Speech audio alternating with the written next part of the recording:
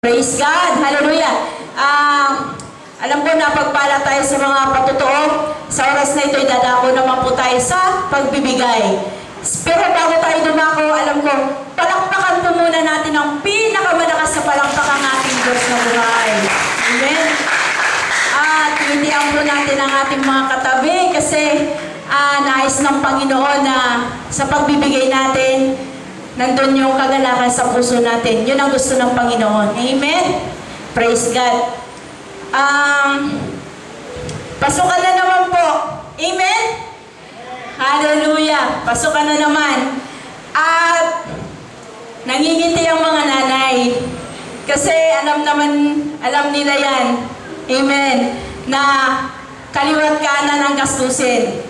Andun yung enrollment, andun yung mga pagbili natin ng mga gamit sa mga anak natin. Pero sa mga bagay na mga pangangailangan natin sa mga gastusin na yun, huwag nawa po natin na hayaan na hindi natin mauna ang Panginoon. Bagamat napakarami talagang mga bagay-bagay na dapat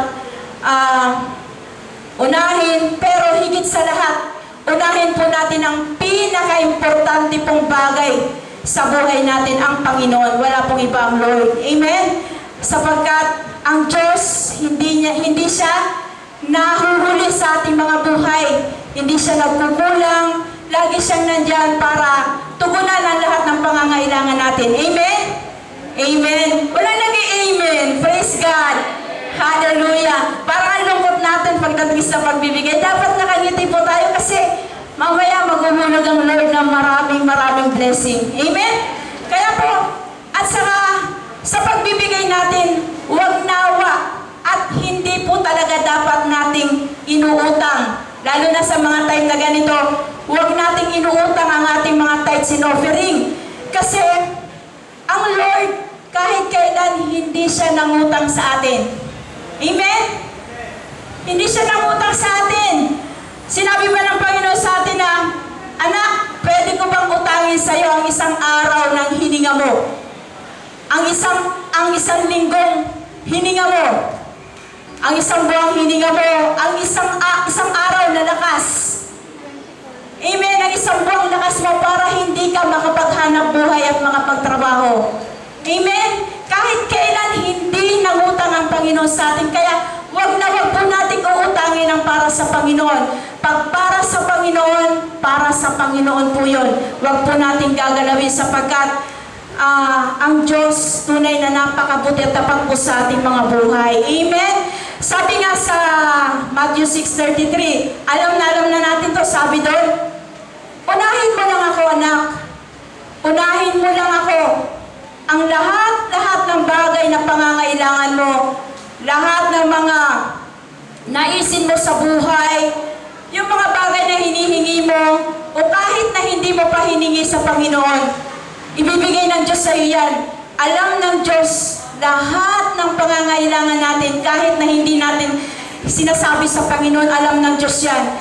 Nais lang talaga ng Panginoon na unahin natin siya. Sa lahat ng aspeto ng buhay natin, gusto ng Diyos na makita niya na nandiyan ang katapatan natin na nagbibigay ng mga tithes and offering natin sa Panginoon. Tapos,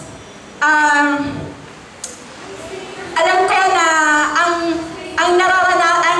naging karanasan ko, nararanasan nyo rin. Amen? Yung bang, kapag metras na nagiging maramot ka sa Panginoon, yung metras na parang ini-ignore mo ang Lord, parang hindi ka nagbibigay sa Panginoon ng may katapatan, nakikita mo, di ba, yung pera mo parang nawawala. Amen? Nararanasan po ba natin yun? Yung parang pag hindi mo siya inuna, pagtingin mo sa pera mo, hala, nasa na. Bakit parang wala? Parang inipan lang ng hangin, nawala na kasi nandun, napunta sa ospital, napunta sa kung saan, napunta kung saan mga bagay na hindi mo naman inaasahan na mga pagkakagastahan. Kaya dapat pagdating ng blessing natin, andun talaga na inuuna natin ang Panginoon. Itinatabi natin kaagad, ako po talaga sa buhay ko, meron po akong wallet na para sa Panginoon. Wallet po yun ng para sa Lord na hindi nila dapat ginagalaw, hindi nila hinihipo. Alam niyo kung kanino ko natutunan yan? Sa isang attender natin dito sa Kingdom na nag-exhort din. Nang sabi niya, dapat may sarili tayong wallet sa Panginoon. Kaya ginagawa ko po yun.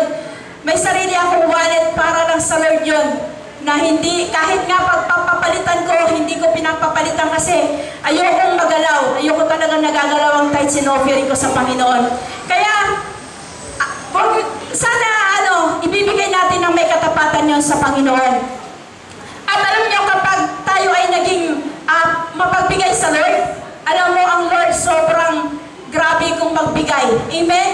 Alam mo, ang Lord, talagang lahat ng pangangailangan mo, isusupply niya sa'yo. Kahit na sasabihin ng Lord, ano pa ang kailangan mo?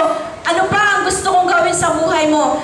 Kasi yun lang naman ang gusto ng Panginoon, sumunod lang tayo. Sumunod lang talaga sa Panginoon ng may katapatan sa pagbibigay natin ng ating mga tithes, offering, first fruit, yung mga church rental na, yung mga, natin, kapatid, yung pledges natin sa church rental natin.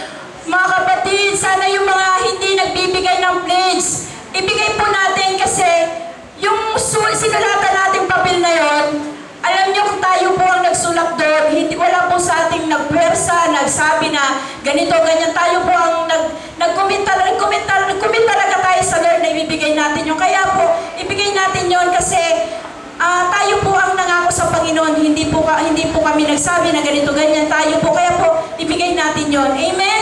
Sapagkat ang Diyos, lahat ng bagay ng mga sakripisyo natin sa Panginoon, hindi po yan nawawalan ng kabuluhan. Ibabalik ng Lord yan, siksik-liglig, umaapaw, walang sukat, ikalagyan po talaga. Talaga pong ibabalik sa atin ng Panginoon. Hallelujah! Kaya talagang ako'y nabibless po talaga sapagkat nararanasan ko po yun eh. Hindi po ako nagsasalita lang dito na parang agaganong-ganon lang.